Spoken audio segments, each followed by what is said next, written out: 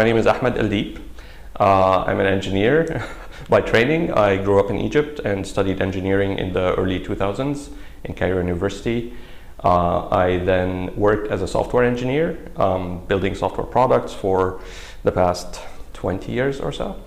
And over the years, just by luck or fate, I started working more and more with the systems that needed to adapt to data and users and changing behaviors. And I started using machine learning techniques more and more and became curious about how these things work, why they work. They really do work so well. So why do they work so well? And when do they not work? And more and more when I started digging at those questions, a lot of the fundamental underlying causes seem to be linked to statistics. And that's why I wanted to go back to grad school and study statistics. So for the past 8 years or so, I've been wanting to go back to grad school to learn some of the things that I've been curious about machine learning, about statistics, about how to make adaptive systems, intelligent systems that learn from the world.